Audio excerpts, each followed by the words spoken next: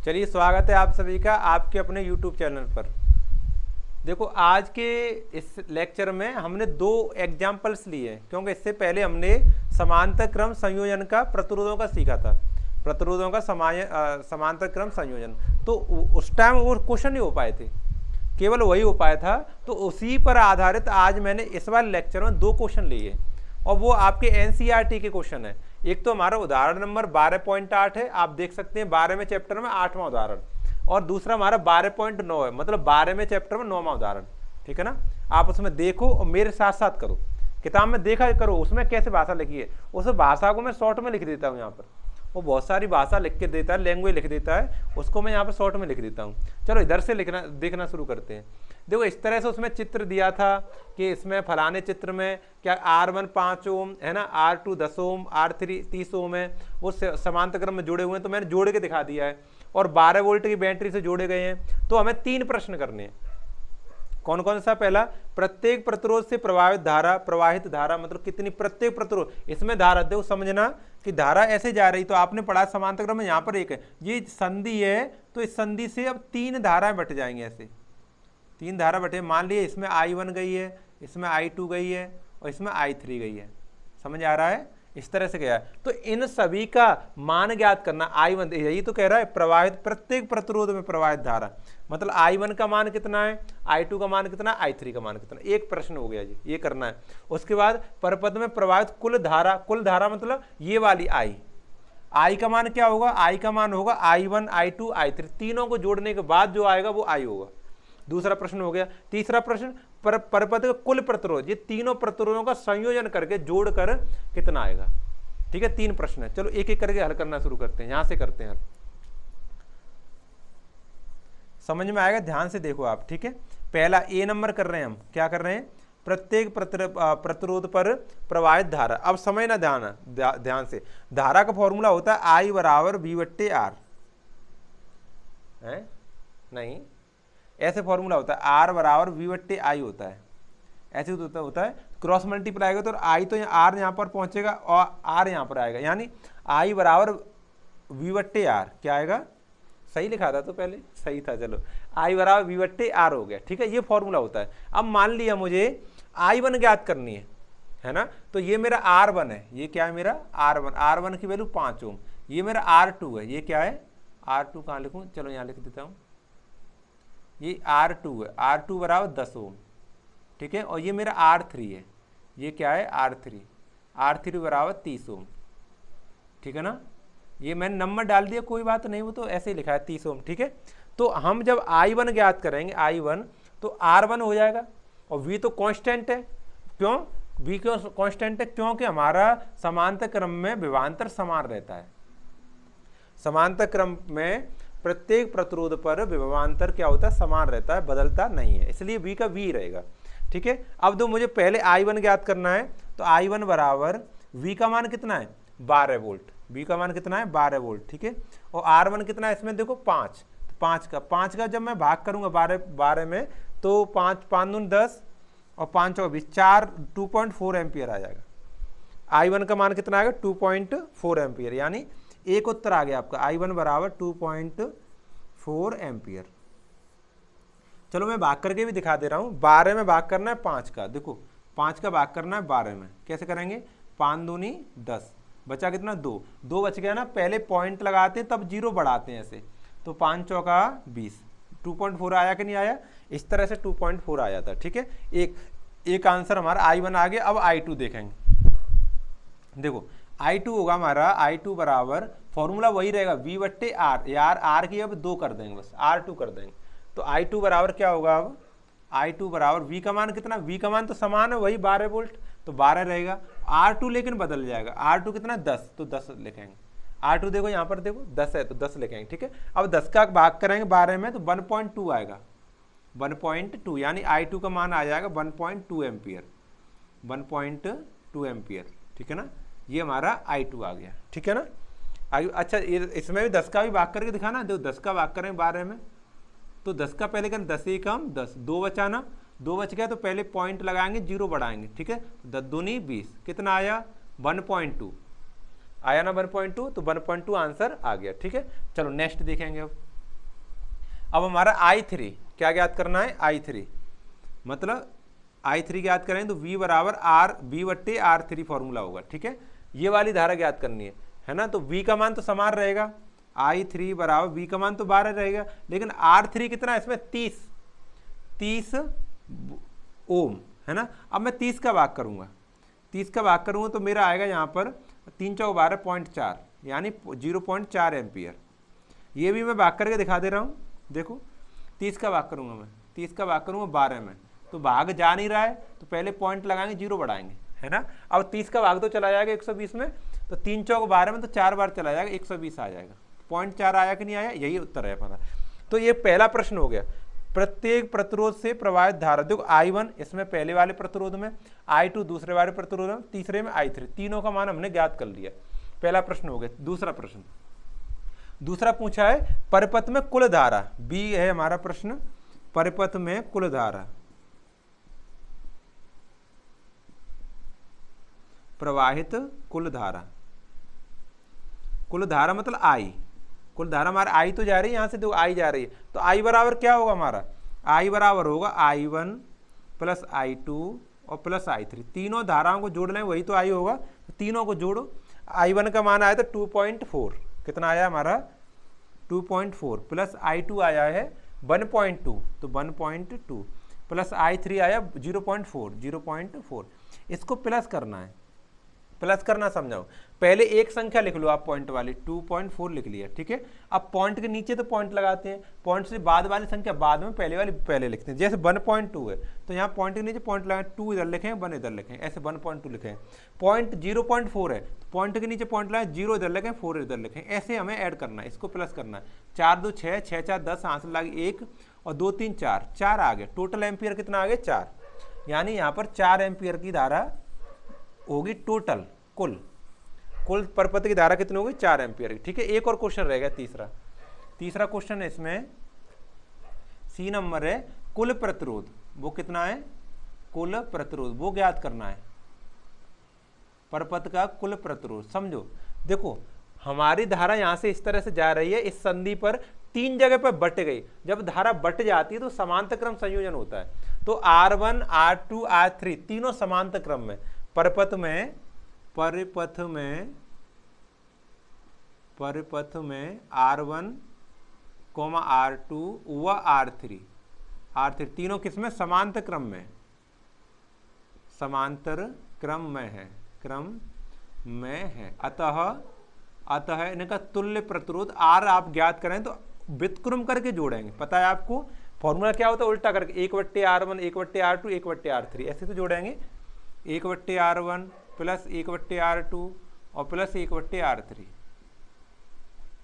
इस तरह से जोड़ें। तो 1/R बराबर 1/R1, R1 की वैल्यू देखो, R1 की वैल्यू 5, क्या है हमारा 5, प्लस R2 देखो 1/10 प्लस 1/30, देखो ये R2 हमारा 10 था, ये 30 था, 5 का 10 का 30 का लासा लेना है। तो मैंने लासा लेना बहुत अच्छे से सिखाया था जब मैंने क्या कहते लेंस के सवाल किए थे, तब हम कहते हैं बड़ी वाली संख्या का पाड़ा पढ़ो, 30 एकम 30, बताओ 30 में इन दोनों संख्याओं भाग जा रहा है, 5 का 30 जा रहा है, 10 का 30 जा रहा है, तो यही लासा है इसका, 30 लासा ले लेंगे। अब क्या करें, इस हर का इसमें भाग देंगे, 5 6 30 6 बार, तो यहाँ पर 6 लिख लेंगे, प्लस 10 3 30 3 बार, तो यहाँ पर 3 लिख लेंगे, प्लस और 30 एकम 30 एक बार, तो यहाँ 1 लिख लेंगे, ठीक है ना, लिख लिया हमने। अब ऊपर जोड़ेंगे इनको, तो 1/R बराबर कितना हो, 6 3 9 1 10, 10/30, ठीक है ना, इतना होगा 1/R की वैल्यू। यहाँ से हम 0 से 0 काट लेंगे, तो 1/R बराबर रह गए 1/3, 1/3, यहाँ से क्रॉस मल्टीप्लाई कर लेंगे, क्या कर लेंगे क्रॉस मल्टीप्लाई, इस तरह से ऐसे, तो R एकम R और 3 एकम 3 ओम उत्तर आ जाएगा। टोटल प्रतिरोध कितना होगा 3 ओम का होगा, ठीक है। ये हमने उदाहरण नंबर कौन सा देगा 12 पॉइंट, आप पूरा स्क्रीनशॉट एक साथ ले सकते हैं आप, ठीक है ना। और आपको ऐसी परीक्षा में करना है जो मैंने किया है, ठीक है, बिल्कुल एक एक पॉइंट लिख के सावधानी से, ठीक है ना, अच्छी राइटिंग में अच्छी होनी चाहिए, ठीक है। चलो अब हम उदाहरण नंबर 12.9 को करें, तो इसको हमें इरेज करना पड़ेगा। आप जल्दी वीडियो को बंद करके नोट कर सकते हैं या फिर स्क्रीनशॉट ले सकते हैं, ठीक है। चलो इसे हटाना पड़ेगा पूरा हमें।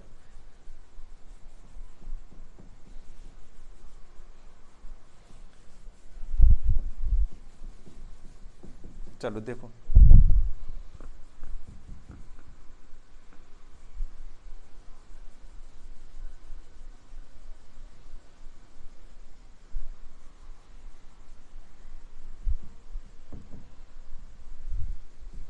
चलो अब हम क्वेश्चन नंबर 12.9 उदाहरण नंबर 12.9 देखें। देखो इसमें क्या दिया है, हमें पहला प्रश्न ज्ञात करना है, परपथ का कुल प्रतिरोध ज्ञात करना है। तो पहले हम ये देखें धारा किधर जा रही है। देखो ध्यान से, प्लस का साइन ये, माइनस का साइन ये, 12 वोल्ट की बैटरी है, तो ऐसे धारा प्लस की तरफ से जाएगी, ऐसे ऐसे जाएगी धारा, तो यहाँ पर संधि मिलेगी। संधि मिलेगी तो एक धारा तो ऊपर की ओर चली जाएगी, एक धारा नीचे की ओर चली जाएगी। जाएगी नहीं जाएगी? जब धारा इसमें बट गई तो R1 R2 किस में हो जाएंगे? समांतर क्रम में हो जाएंगे। आ रही बात समझ में? ये दोनों किस में हो जाए? समांतर क्रम में। फिर देखो लौट के आएंगी धारा इस तरह से, ऐसे करके ऐसे धारा वापस इस संधि में फिर मिल जाएंगी। मिलने के बाद फिर आई हो जाएगा। आगे बात समझ में? आई गई थी, आई वापस एम्पियर में अमीटर में आएगी, ऐसे धारा पहुंचेगी तो फिर ये संधि मिलेगी इसको। तो अब यहाँ से 3 रास्ते हो जाएंगे इसके, इस धारा के। एक तो ऊपर रास्ता है, एक ये सामने वाला, एक नीचे वाला रास्ता। तो ये तीनों समांतर क्रम में फिर हो जाएंगे, ठीक है ना? समांतर क्रम में हो जाए। फिर देखो ऐसे बन जाएगा, ये तो हमारी बैटरी है, ये तो हमारी, अरे लाओ द्वारा बनाता हूं, ये तो हमारी बैटरी इस तरह से, ठीक है ना? और एक तार यहाँ पे आ जाएगा तीनों को जोड़कर, और लौट के एक तार ये यहाँ पर आ जाएगा तीनों को जोड़ के। तो फिर दोनों लोग ये जो उत्तर आएंगे दोनों को, इसको जोड़ेंगे समांतर क्रम में, इसको जोड़ेंगे समांतर क्रम में, दोनों फिर दोनों में एक ही धारा आ जाएगी लौट के। देखो दोनों धारा कैसी आई? एक ही में। तो उसके बाद दोनों को हम श्रेणी क्रम में जोड़ लेंगे। इस तरह से हमारा पहले का उत्तर आएगा, ठीक है? करना शुरू करते हैं यहीं से शुरू करें। इस ये लिख लिया मैंने, हल कर रहा हूं यहां से। कुल प्रतिरोध देखो हम लिखेंगे R1 R2 परिपथ में R1 व R2 समांतर क्रम में। कौन सी क्रम में? समांतर क्रम में है। समांतर क्रम में तो इनका तुल्य प्रतिरोध कैसे जोड़ेंगे हम? उल्टा करके। तो हम इसको R डैश मान ले रहे हैं अब की बार, R डैश है इसका तुल्य प्रतिरोध कितना? R डैश है। तो कैसे जोड़ें? 1/R1 प्लस 1/R2 ऐसे जोड़ेंगे ना, ऐसे जोड़ेंगे। तो 1/R डैश बराबर, देखो 1/R1, R1 की वैल्यू कितनी? 10, तो 10 लिखेंगे यहाँ पर, प्लस 1/R2, R2 की वैल्यू कितनी? 40, तो 40 लिखेंगे। अब इसको एलसीएम लेकर के जोड़ेंगे, एलसीएम करेंगे तो 10 का 40 का लासा कितना आएगा? 40 ही आ जाएगा, ठीक है? 40 आ गया ना। तो अब देखो पाड़ा पढ़ूँ, 10 चौका 40 4 बार, तो यहाँ पर तो 40 आएगा, 4 आएगा सॉरी, प्लस 40 एकम 40 एक बार, तो यहाँ पर 1 आएगा। जोड़ो दोनों को, 1/R डैश बराबर 4 1 5, 5/40। अब देखो इसको काट सकते हो आप, 5 एकम 5 5 40, यानी 1/R1 का मान आ जाएगा 1/8। क्रॉस मल्टीप्लाई करेंगे, जब आप क्रॉस मल्टीप्लाई करोगे तो R1 का मान आ जाएगा 8 ओम। ये तो हमारा R1 आ गया। R1 कौन है? इन दोनों प्रतिरोधों का R1 क्यों भाई? डैश है, sorry R dash, R dash है इन दोनों प्रतिरोधों का संयोजन समांतर क्रम में। अब वापस आए तो ये तीनों फिर समांतर क्रम में, तीनों को फिर समांतर क्रम में जोड़ेंगे। परिपथ में, यहाँ लिखेंगे नई लाइन से, यहाँ से परिपथ में कौन कौन सा number? R3 R4 R5, R5 है ये, R3 R4 R5, R3 R4 व R5 किसमें? समांतर क्रम में, समांतर क्रम में है। समांतर क्रम में तो इनका तुल्य प्रतिरोध क्या होगा? फिर इनको व्युत्क्रम करके जोड़ेंगे। अब की बार R डबल डैश मान ले रहे हैं, R डबल डैश मान लिया, तो 1/R3 plus 1/R4 plus 1/R5, इस तरह से ही तो हल करेंगे हम, ठीक है ना? तो हल करना यहाँ से शुरू करते हैं। देखो 1/R dash equal to 1/R3, 3 कितना है? देखो 30 ओम, तो यहाँ पर 30 लिखूंगा, प्लस 1/R4 है 20, तो 20 लिखूंगा, प्लस 1/R4 है R5 है 60 लिखूंगा। अब इनका एलसीएम लूंगा, एलसीएम लूंगा मैं तो कितना हो? 60 20 30 का 60 ही लासा आ जाएगा, ठीक है? तो अब मैं भागो 30 दूनी 60 2 बार, तो यहाँ 2 लिखूंगा, प्लस 20 तिया 60 3 बार, यहाँ पर 3 लिखूंगा, प्लस 60 एकम 60 1 लिखूंगा। इन सबको जोड़ लो, 1/R double dash equal to 3 2 5 है 6, 6/60। अब इसको मैं काट सकता हूँ, 6 एकम 6, 6 से 10 बार, यानी 1/R डबल डैश बराबर 1/10। क्रॉस मल्टीप्लाई करेंगे, जब आप क्रॉस मल्टीप्लाई करोगे ऐसे तो R डबल डैश बराबर 10 ओम आ जाएगा। कितना आ जाएगा? 10 ओम, ठीक है ना? आगे बात समझ में? आपको ये 10 ओम आ गया। अब देखो उसने पूछा है कुल प्रतिरोध, तो मैंने यहाँ पे बना के दिखाया। ये तो हमारा उत्तर कितना आ गया? 8 ओम।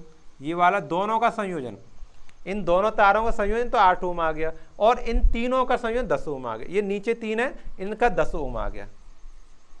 अब आप देखो 8 ओम में 10 ओम में दोनों में धारा एक ही जा रही कि नहीं जा रही, तो सीढ़ी क्रम में हो गए। अब यहाँ पर लिखेंगे हम यहाँ आर डैश व आर डबल डैश सीढ़ी क्रम में, कौन से क्रम में? सीढ़ी क्रम में है। अतः परपथ का तुल्य प्रतिरोध, अतः परपथ का कुल प्रतिरोध टोटल प्रतिरोध क्या होगा? आर बराबर R dash plus R double dash. सीढ़ी क्रम में प्रतिरोधों को सीधा जोड़ते हैं, ये भी हम प्रूव कर चुके हैं फॉर्मूले को, ठीक है। तो आर बराबर R dash plus R double dash, तो आर बराबर आर डैश कितना है? 8 प्लस आर डबल डैश 10 8 18, यानी 18 ओम आएगा। टोटल प्रतिरोध हमारे परपथ का 18 ओम आएगा। ये हमारा पहला उत्तर आ गया, पहले प्रश्न का उत्तर। एक परपथ का कुल प्रतिरोध, हमें कुल धारा ज्ञात करनी है। दूसरे प्रश्न का उत्तर यहीं कर दे रहे हैं, यहीं बन जाएगा। दूसरा प्रश्न है हमारा कुल धारा, परपथ की कुल धारा। धारा बराबर फॉर्मूला होता है आई बराबर वी बट्टे आर। तो बी तो हमें पता है 12 वोल्ट है, वी कितना है? 12 वोल्ट। तो आई बराबर 12 बट्टे, और आर का मान हमने ज्ञात कर लिया, आर का मान 18 ओम, तो यहाँ पर 18 लिखेंगे, ठीक है। इसको आप काट सकते हो 6 से काट सकते हो। कैसे? 6 दूनी 12, 6 3 18, यानी 2/3 एम्पियर। या तो इतना ही लिखा रहे ना 2/3 एम्पियर, या फिर इसको पॉइंट में भी कर सकते हैं। तो मैं भाग करके दिखाऊं, देखो 3 का हमेशा हर का भाग अंश में करते हैं, ध्यान रहे, छोटा हो चाहे बड़ा हो, ठीक है। 3 का भाग करूंगा तो 2 में भाग नहीं जा रहा, पॉइंट लगाऊंगा, 0 बढ़ाऊंगा, ऐसे 3 छिक्का 18। फिर मैं देखो इसको 2 बचा, पॉइंट लगा 0 बढ़ा लो अपने आप, तो फिर 3 छिक्का 18, फिर 2 बच गया, पॉइंट लगा 0 बढ़ा, फिर 3 छिक्का 18, ऐसे ही चलता जाएगा। ऐसे ही चलते जाए तो 0.666, यानी इसको हम क्या लिख देते हैं? इस वाले 6 को हटाऊंगा तो आगे वाले में 1 जोड़ दूंगा, 0.67 लिख सकते हैं। निगटन कहते हैं इसे, राउंड ऑफ अंग्रेजी में कहते हैं। अगर हम 5 या 5 से बड़े वाले अंक को हटाते हैं तो उसके बगल वाले में 1 जोड़ते हैं, ठीक है। तो हमारा सही उत्तर आ सकता है आई बराबर 0.67 एम्पियर। ये भी इसका सही उत्तर है। दोनों उत्तर सही, कौन सा भी कर देना आप, जो मन करे वो करो, ठीक है। ये हमारा क्वेश्चन नंबर, उदाहरण नंबर 12.9 है, ठीक है। तो हमारा ये अब समांतर क्रम सीढ़ी क्रम यहाँ पर कंप्लीट हो गया पूरी तरह, क्योंकि हमने डेरिवेशन तो लास्ट लेक्चर में करा दिया था, और न्यूमेरिकल्स हैं उसका सीढ़ी क्रम में तो मैंने उसमें करा दिया था, सीढ़ी क्रम और समांतर क्रम का इसमें करा दिया, ठीक है।